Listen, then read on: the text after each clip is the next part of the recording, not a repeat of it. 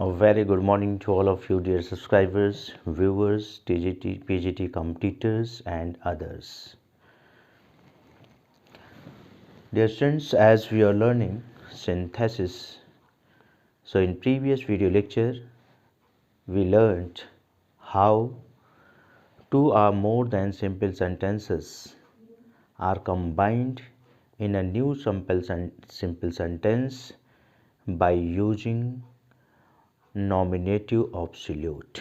Okay students, so पिछले video lecture में हम लोगों ने लर्न किया कि कैसे दो या दो से अधिक सिंपल सेंटेंसेस को जोड़कर कंबाइन करके एक नया सिंपल सेंटेंस बनाया जाता है नॉमिनेटिव ऑब्सोल्यूट का प्रयोग करके। सो डियर स्टूडेंट्स, आज हम लोग इस टॉपिक पर एक न्यू रूल्स को लर्न करेंगे सिंथेसिस टॉपिक में कि कैसे इस रूल्स के द्वारा दो या दो से अधिक सिंपल सेंटेंसेस को जोड़कर एक न्यू सिंपल सेंटेंस बनाया जाता है। ओके, सो आज हम लर्न करेंगे दो या दो से अधिक सिंपल सेंटेंस को का सिंथेसिस करना एक नए सेंटेंस में, एक न्यू सिंपल सेंटेंस में।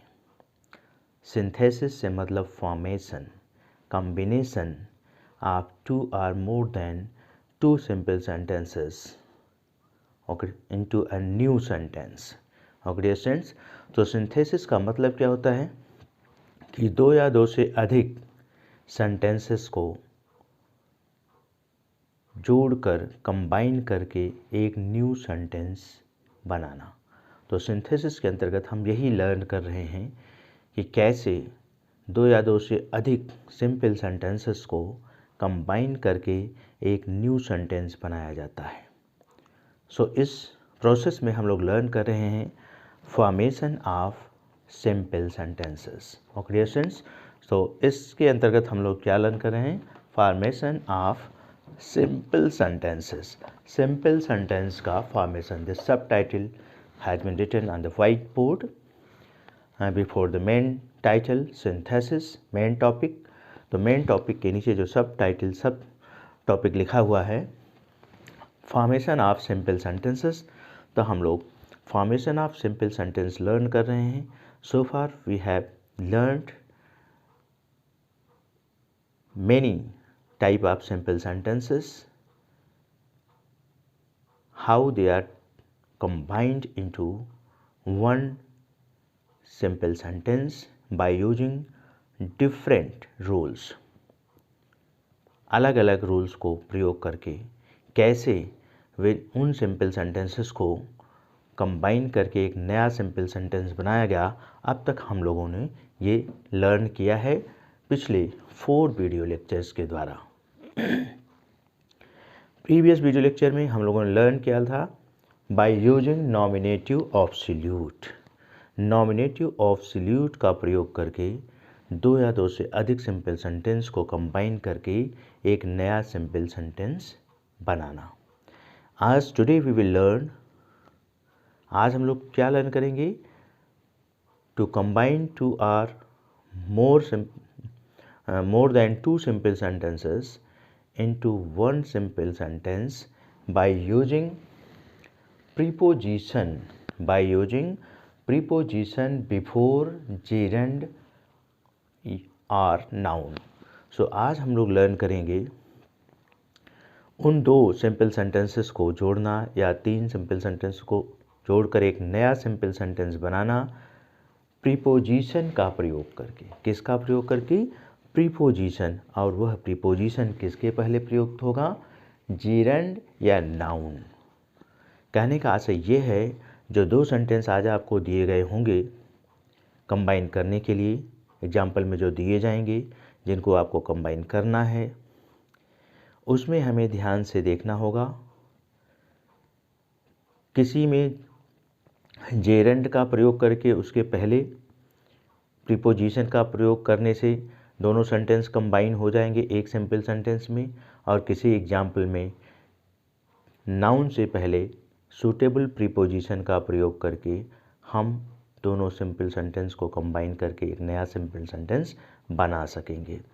यह डियर स्टूडेंट्स डिसाइड करना बहुत ही आसान नहीं है कि हम किस सेंटेंस में जेरेंड का प्रयोग करके उसके पहले प्रीपोजिशन प्रयोग करके दोनों सेंटेंस को जोड़कर एक नया सेंटेंस बनाएं, या किस एग्जाम्पल में हम नाउन के पहले प्रीपोजिशन का प्रयोग कर सुटेबल प्रीपोजिशन का प्रयोग करके दोनों सेंटेंस को जोड़कर एक नया सिंपल सेंटेंस बनाएं। यह आसान नहीं है। जैसा कि मैं प्रीवियस सभी वीडियो लेक्चर्स में ग्रामर के मैं आपको बताता चलता हूँ, ट्रांसफॉर्मेशन से लेकर सिंथेसिस टॉपिक तक, कि हमें सेंटेंस के सेंस को समझना बहुत आवश्यक होता है। हम अगर सेंटेंस के सेंस को समझ पाते हैं, उसके मीनिंग को समझ पाते हैं, तभी हम उसको चाहे उसका ट्रांसफॉर्मेशन करना हो सही ट्रांसफॉर्मेशन कर पाते हैं, चाहे हमें उसको जोड़ करके उसका सिंथेसिस करना हो, एक नया सेंटेंस बनाना हो, ये सब हम सेंस के आधार पर ही कर पाते हैं। और जब हम सेंटेंस के सेंस को समझ पाते हैं अपने मदर टंग में, हिंदी मीडियम के स्टूडेंट्स के लिए मदर टंग में समझना बहुत ज़रूरी होता है, क्योंकि उनकी मदर टंग बहुत ज़्यादा स्ट्रांग होती है और वो मदर टंग की हेल्प से दोनों सेंटेंस को कंबाइन करते हुए उसे इंग्लिश में कन्वर्ट कर लेते हैं। इंग्लिश में कन्वर्जन करना उनके लिए आसान होता है मदर टंग की हेल्प से। इंग्लिश मीडियम स्टूडेंट्स वो इंग्लिश में भी सेंस समझ सकते हैं, थोड़ा सा भी सेंस समझ जाते हैं तो क्योंकि उनकी वर्ड पावर अधिक होती है, प्रीपोजिशन के यूज़ वो ज़्यादा पहले से पढ़ चुके होते हैं, तो उनके लिए आसान थोड़ा हो जाता है कि वो आसानी से सेंटेंसेस को सेंस के आधार पर कंबाइन करके एक नया सेंटेंस बना लेते हैं। बट जहाँ तक हिंदी मीडियम स्टूडेंट्स का सवाल है, विलेज बैकग्राउंड के स्टूडेंट्स का सवाल है, या यूपी बोर्ड बैकग्राउंड के स्टूडेंट्स का सवाल है, उनको हिंदी में सेंस समझना ट्रांसलेशन की थोड़ा हेल्प से बहुत आवश्यक हो जाता है। सेंटेंसेस को चाहे वो ट्रांसफॉर्मेशन करना हो, चाहे उनको सेंटेंसेस का सिंथेसिस करना हो। ओके सेंस, सो इसी की हेल्प से आपके अंदर जो है वो एक क्षमता डेवलप होगी सेंटेंस के समझने की, और फिर क्या सूटेबल प्रीपोजिशन वहाँ लग पाएगा,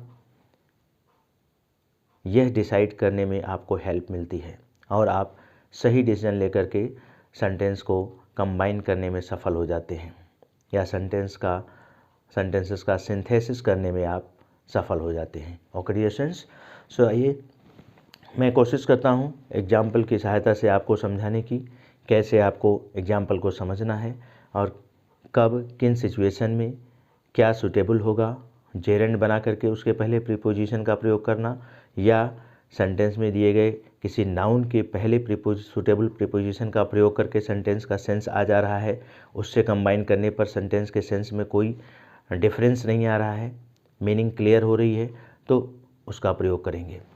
सबसे पहले आप जेरेंड समझिए, जेरेंड क्या है, आप जेरेंड कैसे बनाएंगे। तो डियर स्टूडेंट्स, जेरेंड वर्ब की आईएनजी फॉर्म होती है। जैसा आपने देखा था प्रेजेंट पार्टिसिपल वर्ब की आईएनजी फॉर्म होती है, जेरेंड वर्ब की आईएनजी फॉर्म होती है। प्रेजेंट पार्टिसिपल्स के यूज़ को मैं जब पढ़ा रहा था तो आपने देखा था कि कैसे वर्ब की फर्स्ट फॉर्म में आईएनजी लगाने से प्रेजेंट पार्टिसिपल में वर्ब चेंज हो जाती है, वैसे ही वर्ब की फर्स्ट फॉर्म में आईएनजी लगाने से वर्ब जेरेंड में बदल जाती है। जेरेंड के डिटेल प्रयोग के बारे में आप अन्य टॉपिक्स को जब आपको लूँगा तो मैं बताऊँगा जेरेंड क्या है।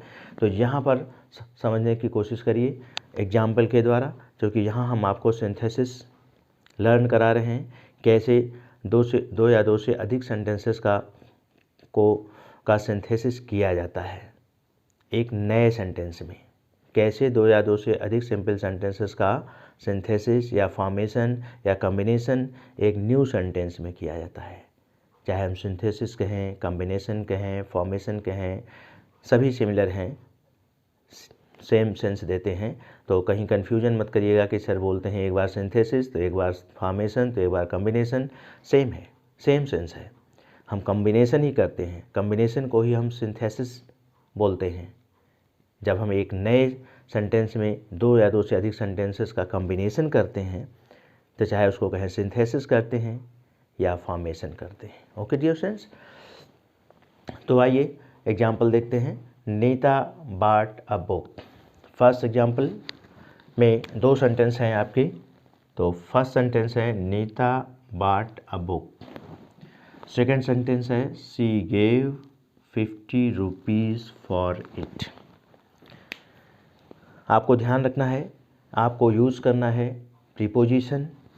जेरेंड से पहले या नाउन से पहले जो भी सूटेबल होगा हम उसके पहले जो है सूटेबल प्रीपोजिशन का प्रयोग करके दोनों सेंटेंस को कंबाइन करने की कोशिश करेंगे एक नए सेंटेंस में।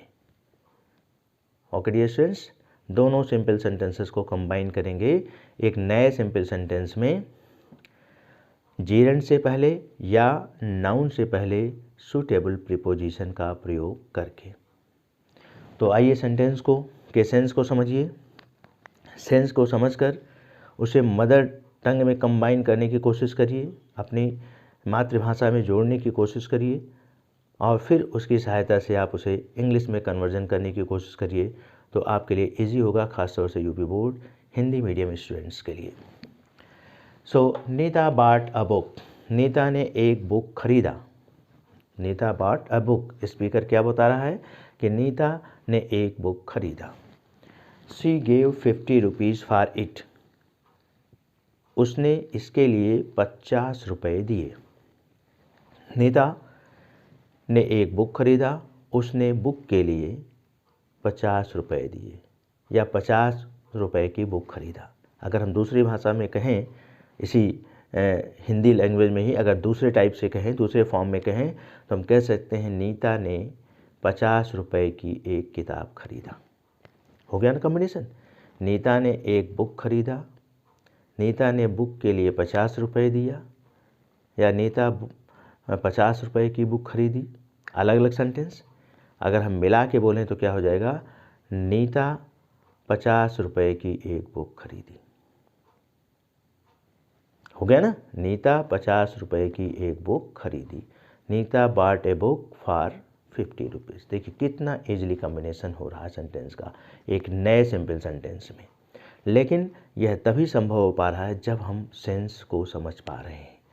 तो सेंस को समझने की कोशिश करिए, फिर उसको अपनी मदर टंग में उसको दोनों सेंटेंस को जोड़कर एक सेंटेंस बनाने की कोशिश करिए। फिर उसको उसी सेंस के आधार पर उसको इंग्लिश में कन्वर्ट करिए, क्योंकि यहाँ प्रीपोजिशन का प्रयोग करना है। प्रीपोजिशन बहुत प्रकार के होते हैं जिनको पूरा बता पाना संभव ही नहीं है। तो यह प्रैक्टिस के द्वारा ही आप धीरे धीरे समझ पाएंगे कि किन प्रीपोजिशन का किन परिस्थितियों में प्रयोग सूटेबल होता है।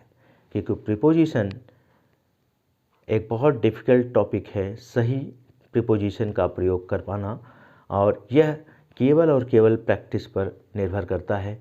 जितना ज़्यादा हम प्रीपोजिशन की प्रैक्टिस के द्वारा लर्न करते हैं प्रीपोजिशन को, उतना ही हमारा प्रीपोजिशनल जो एरर होती है वो दूर होती है। ऑर्गेनाइजेशंस तो ऐसा कोई रूल्स नहीं है जिसमें हम आपको बता सकें कि यहाँ पर ऐसे ही प्रीपोजिशन आप रट लीजिए, पहचान देख करके और प्रयोग कर दीजिए। तो ऐसा कुछ नहीं है। प्रीपोजिशन सेंस के आधार पर यूज होगा, पहचान के आधार पर बहुत कम यूज होता है। तो डियर स्टूडेंट्स, और प्रीपोजिशन का जब टॉपिक आएगा आपका करेक्ट यूज ऑफ प्रीपोजिशंस, तो उस टॉपिक पर थोड़ा हम और डिटेल में आपको प्रीपोजिशन के बारे में बात करेंगे। यहाँ पर मैं आपको सिर्फ सिंथेसिस के लिए जो सूटेबल एग्जाम्पल में प्रीपोजिशन प्रतीत हो रहा है कि ये लगने से इसका सेंस कंप्लीट होगा और सेंटेंस हमारा जो है सिंथेसिस करने में या कंबाइन करने में हेल्पफुल होगा, ये प्रीपोजिशन सही सेंस देगा, उसी प्रीपोजिशन का प्रयोग हम जेरेंड या नाउन से पहले करके सेंटेंस को दोनों सेंटेंसेस को कंबाइन करके एक नया सिंपल सेंटेंस बनाना सीख रहे हैं। Okay dear students, so Nita bought a book for 50 rupees. Okay, देखिए तो हम इस सेंटेंस में कोई चेंज नहीं होगा। नीता बॉट ए बुक यहाँ से हम लिखेंगे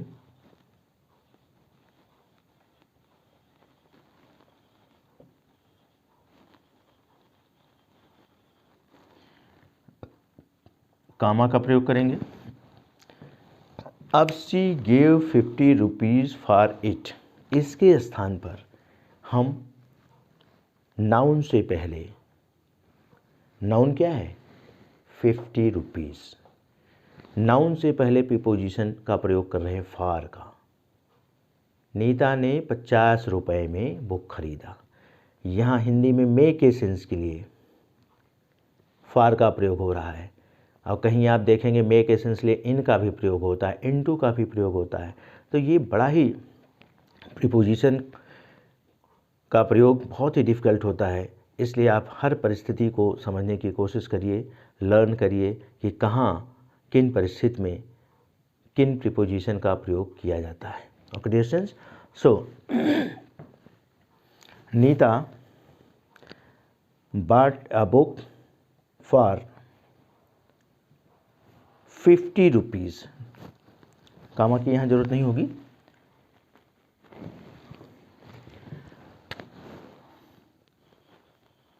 for 50 rupees,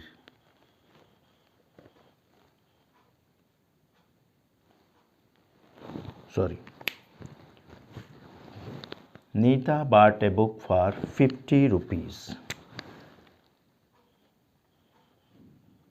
okay students, so ये हुआ आपका फर्स्ट एग्जाम्पल। दो सिंपल सेंटेंसेस को प्रीपोजिशन की सहायता से कंबाइन किया गया। प्रीपोजिशन का नाउन के पहले प्रयोग करके यहाँ दोनों सेंटेंसेस को कंबाइन करके एक सिंपल सेंटेंस बनाया गया। तो नीता ने 50 रुपए की एक किताब खरीदी, या 50 रुपए में एक किताब खरीदी। आइए second example, Mohan gave me advice. Second example का फर्स्ट सेंटेंस है मोहन गेव मी एडवाइस, और सेकेंड सेंटेंस है ही आल्सो हेल्प्ड मी। सेंटेंस को ध्यान से पढ़िए, विदाउट सेंटेंस को ध्यान से पढ़े समझे, आप इनको इनका कॉम्बिनेशन एक नए सिंपल सेंटेंस में नहीं कर सकते हैं। तो देखिए, Mohan gave me advice, Mohan ने मुझे सलाह दिया, मोहन ने मुझे सलाह दिया। ही आल्सो हेल्प्ड मी, उसने मेरी सहायता भी की। मोहन ने मुझे सलाह दिया, उसने मेरी सहायता भी की। यहाँ अतिरिक्त का सेंस आ रहा है, सलाह देने के अतिरिक्त उसने मेरी सहायता भी की। सलाह देने के अतिरिक्त मोहन ने मेरी सहायता भी की, ये सेंस आ रहा है ना। मोहन ने मुझे सलाह दिया, उसने मेरी सहायता भी की, यानी अतिरिक्त। कौन सा प्रीपोजिशन आएगा, बिसाइड्स। किसके पहले प्रयुक्त होगा, सलाह देने के अतिरिक्त। सेंस आ रहा है सलाह देने के अतिरिक्त उस मोहन ने मेरी सहायता भी की। सिर्फ सलाह ही नहीं दिया, बल्कि मोहन ने मेरी सहायता भी की। तो सलाह देने के अतिरिक्त मोहन ने मेरी सहायता की, तो के अतिरिक्त का सेंस आ रहा है ना। इसके लिए प्रीपोजिशन बिसाइड्स, और ये जेरेंड के पहले प्रयुक्त होगा। किसके पहले, सलाह देने के अतिरिक्त। सलाह देना वर्ब है, गिविंग मी एडवाइस, गेव ये वर्ब है, गेव मी एडवाइस सलाह दिया। तो इसी गेव को हम जेरेंड में चेंज करेंगे और उसके पहले प्रीपोजिशन का प्रयोग करेंगे, किसका, बिसाइड्स। तो besides giving me advice, besides giving me advice,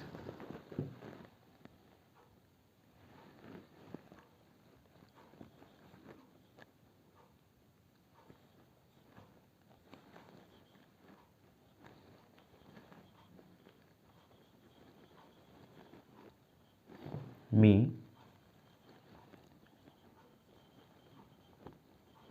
advice, besides giving me advice, यहाँ सेंटेंस में रिकॉर्ड आ रही तो कॉमा लगाएंगे, Mohan helped me.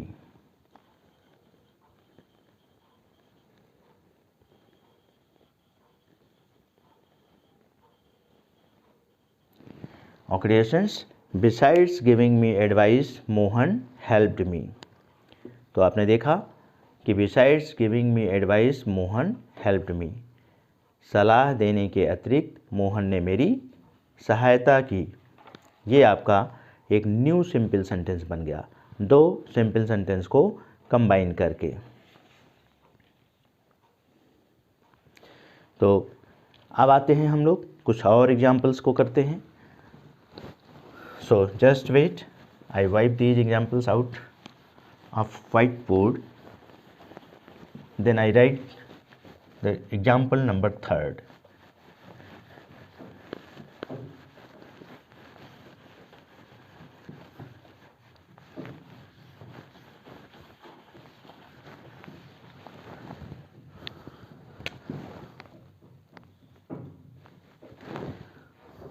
So now I write example number 3rd. Neetu made her best efforts। Example number 3rd में देखिए, Neetu made her best efforts। तो 3rd example में फर्स्ट सेंटेंस है Neetu made her best efforts she could not pass MA।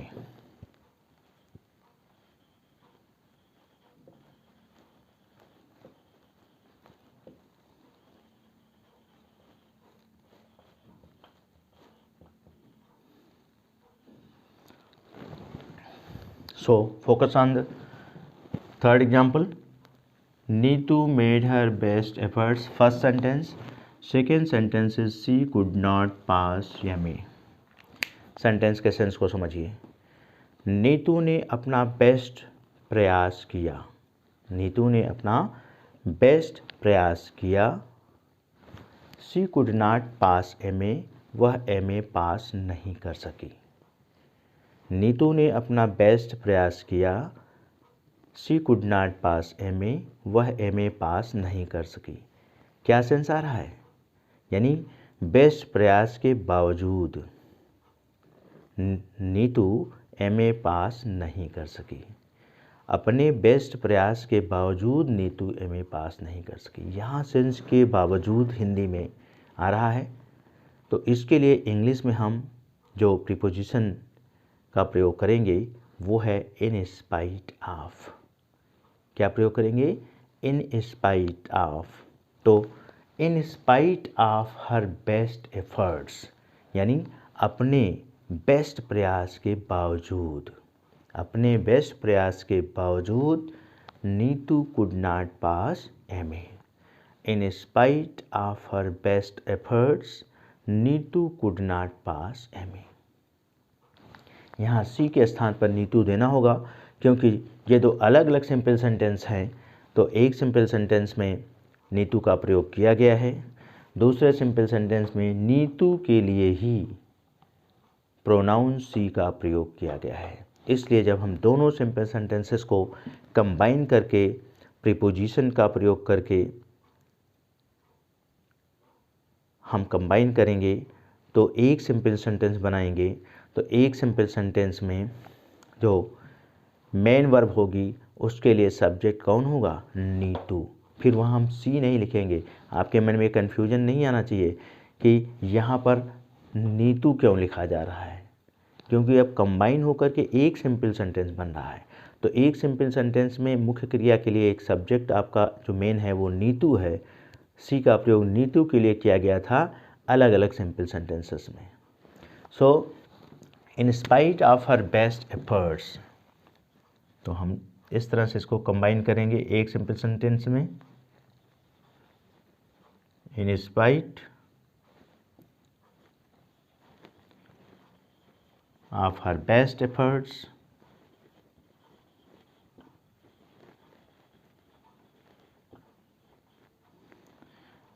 Comma Nitu could not pass MA।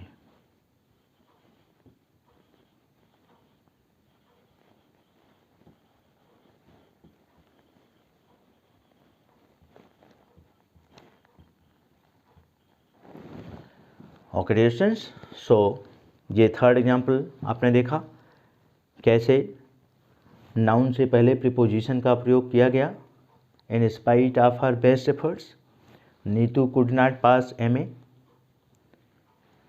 Okay, so now come on the fourth example.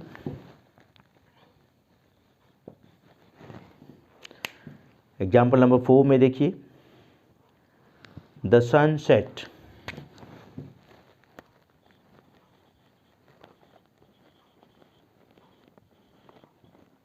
Full stop. Example number 4 का पहला सेंटेंस है the sun set और दूसरा sentence है the journey was not ended.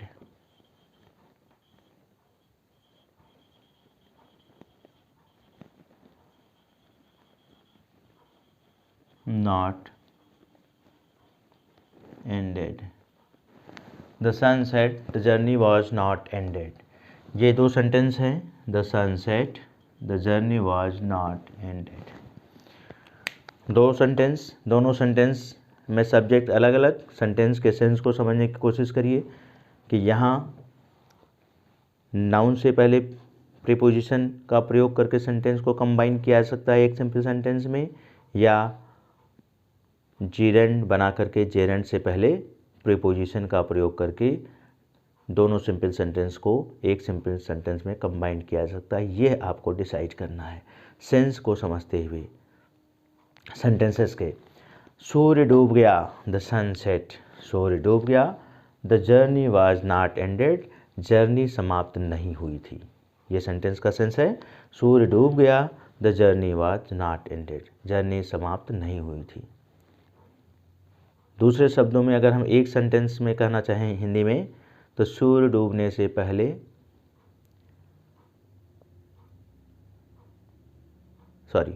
Journey सूर्य डूबने से पहले नहीं समाप्त हुई। The journey was not ended. Journey नहीं समाप्त हुई थी। द सनसेट, सूर्य डूब गया, यानी सूर्य पहले डूब गया और जर्नी समाप्त नहीं हुई थी। तो जर्नी समाप्त होने से पहले सूर्य डूब गया, ये सेंस आ रहा है। Before the end of journey, before the end of journey, यहाँ पर हम एंडेड की जगह एंड ला रहे हैं, उसको नाउन में बदल रहे हैं। तो before the end of journey the sunset, the sunset before the end of journey. दूसरे सेंटेंस के स्थान पर हम नाउन से पहले प्रीपोजिशन का प्रयोग करके सेंटेंस को सेंस ध्यान में रखते हुए पहले सेंटेंस से जोड़कर एक नया सिंपल सेंटेंस बना रहे हैं, और नया सिंपल सेंटेंस ये बन रहा है। तो the sunset before the end of journey, Hindi में अलग अलग अर्थ समझिए। सूर्य डूब गया, the journey was not ended, यात्रा अभी समाप्त नहीं हुई थी। यानी सूर्य डूब गया, यात्रा समाप्त नहीं हुई थी। सूर्य यात्रा समाप्त होने से पहले डूब गया, यही है ना एक सेंटेंस में। सूर्य यात्रा समाप्त होने से पहले डूब गया। The sunset before the end of journey. तो ये है आपका न्यू सिंपल सेंटेंस का formation. The sunset before the end of journey.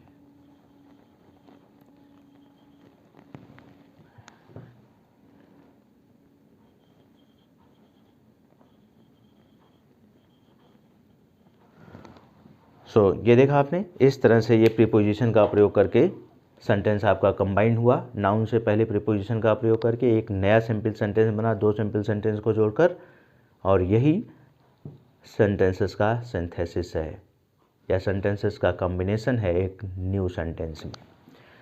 The sunset before the end of journey, सूर्य यात्रा समाप्त होने से पहले डूब गया। आइए some more example we do.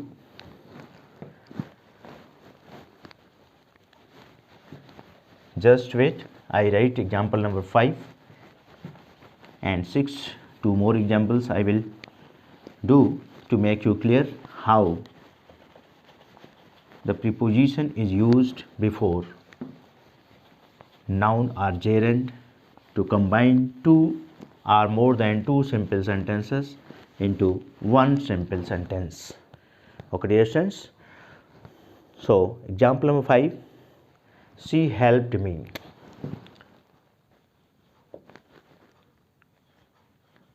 She helped me. Example number 5 में फर्स्ट सेंटेंस है she help me, second sentence है I would have failed.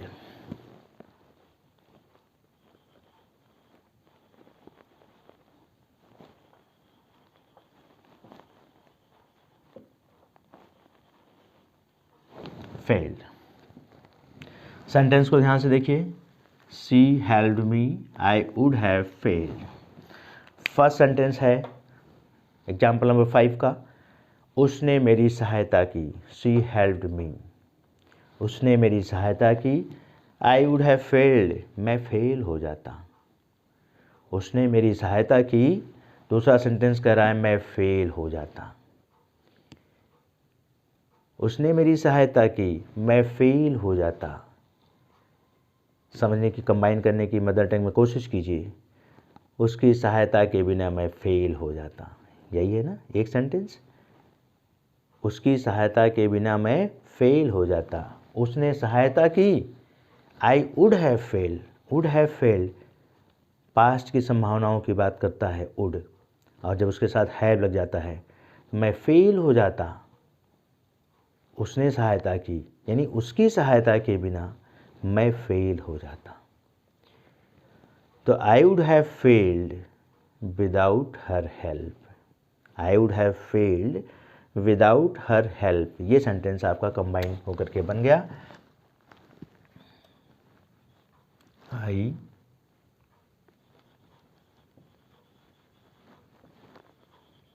Would have failed without her help.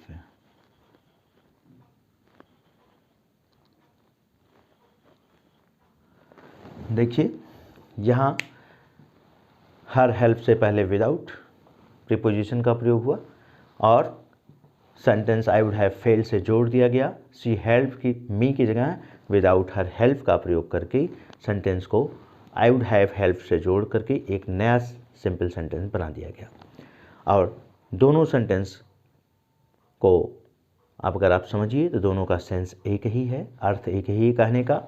I she help मी, उसने मेरी सहायता की. आई वुड हैव फेल्ड, मैं fail हो जाता.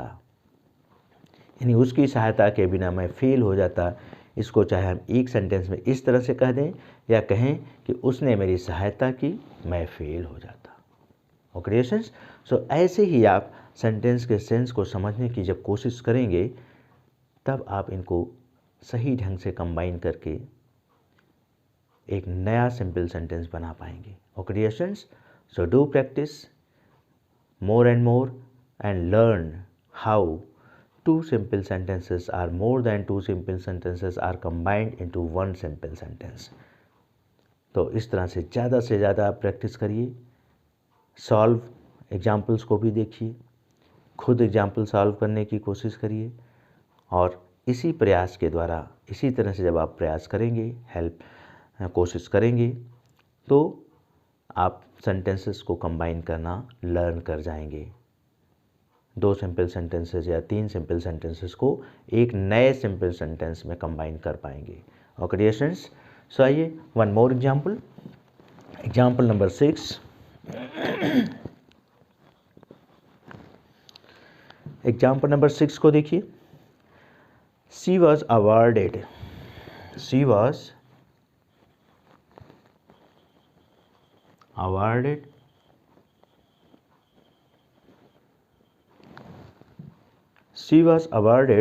she was given a trophy.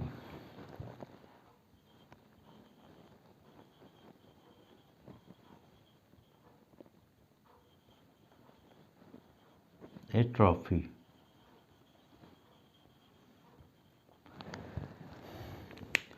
Now study the example. She was awarded, first sentence she was given A trophy. Second sentence, first sentence क्या है, she was awarded, उसे अवार्ड दिया गया। She was given A trophy, उसे एक trophy दिया गया, यानी उसे ट्रॉफी से अवार्ड किया गया। अलग अलग कैसे कहा जा रहा है, शी वॉज अवार्डेड, उसे अवार्ड दिया गया। दूसरे सेंटेंस में बताया जा रहा है she was given A trophy, उसे ट्रॉफी दिया गया। यानी ट्रॉफी किस लिए दिया गया, अवार्ड के रूप में ट्रॉफी दिया गया। तो शी वॉज अवार्डेड, ट्रॉफी देकर उसे अवार्ड किया गया, यही ना हुआ, ट्रॉफी देकर उसे अवार्ड किया गया।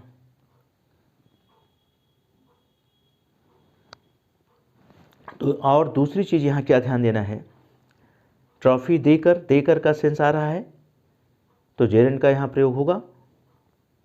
और दूसरी चीज़ आपको ध्यान देने की जरूरत यह है कि ये दोनों सेंटेंस पैसिव वॉइस में है। She was awarded, she was given A trophy, दोनों सेंटेंस पैसिव वॉइस में है।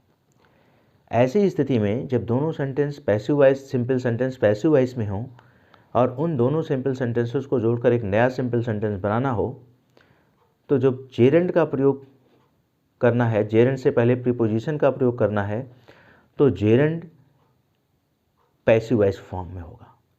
किस में होगा, पैसिव वॉइस में होगा।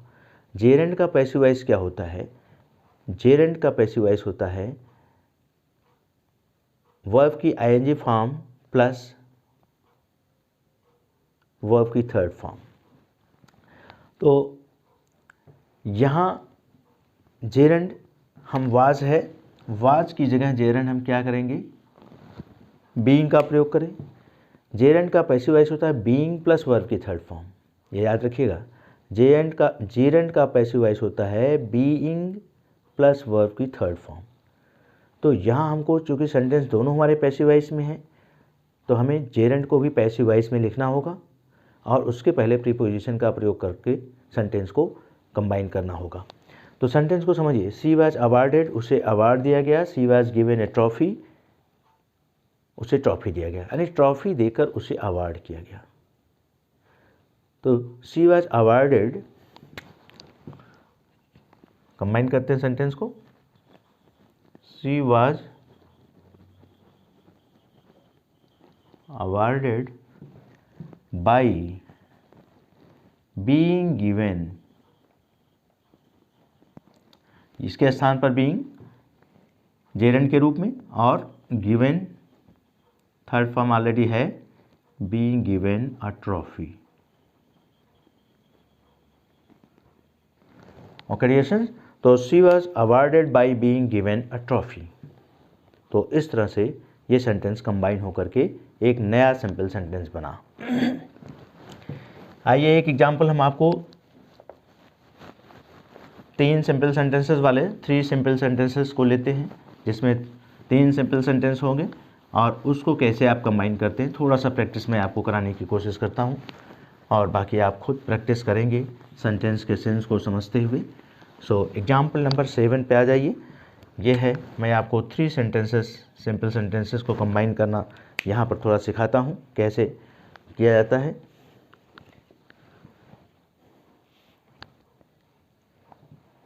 Nita had failed,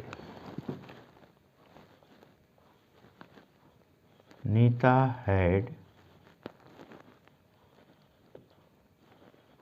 failed. First sentence में है नीता हैड फेल्ड, और सेकंड सेंटेंस है शी हर्ड द न्यूज़।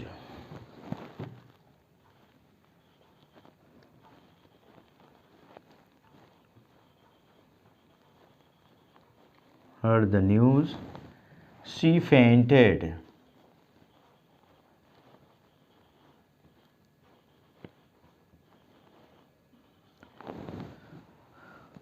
देखिए यहाँ 3 छोटे छोटे सेंटेंस हैं, इन तीनों सेंटेंस को कंबाइन करके एक न्यू सिंपल सेंटेंस बनाना है। तो पहला सेंटेंस है Neeta had failed, she heard the news, she fainted। तो ऐसे सिंपल सेंटेंस को कैसे आप कंबाइन करेंगे, पहले सेंस को समझने की कोशिश करिए। नीता फेल हो गई थी, Nita had failed. She heard, dear students यहाँ हर्ड की स्पेलिंग मिस्टेक हो गई है, HEARD आपको लिखना है, आई राइट।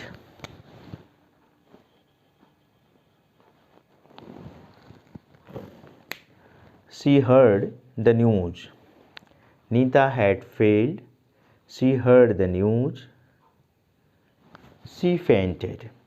तो अब इसको कैसे आपको कंबाइन करना है, तो देखिए सबसे पहली प्रक्रिया क्या है, पहली वर्ब क्या है, सबसे पहले कौन सी क्रिया हुई, न्यूज़ सुनने की। नीता ने पहले न्यूज़ सुना, किस चीज़ का न्यूज़ सुना, अपने फेल्योर का, कि वह फेल हो गई थी।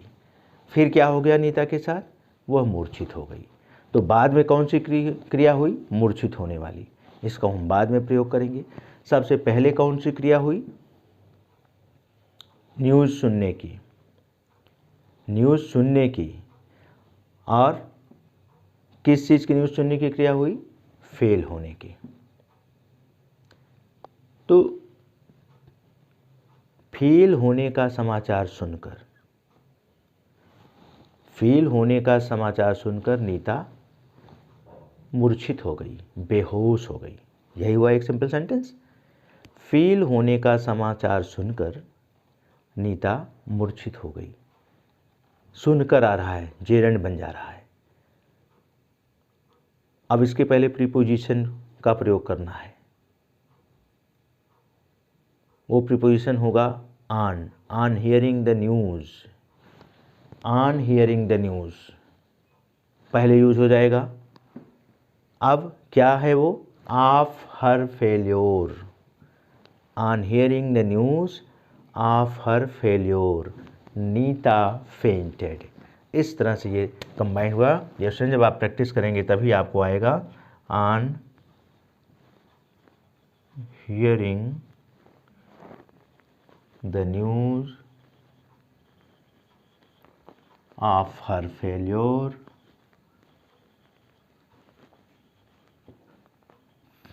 फेल्ड की जगह फेल्योर नाउन वर्ब आ रहा है, फेल्योर कामा नीता फेंटेड।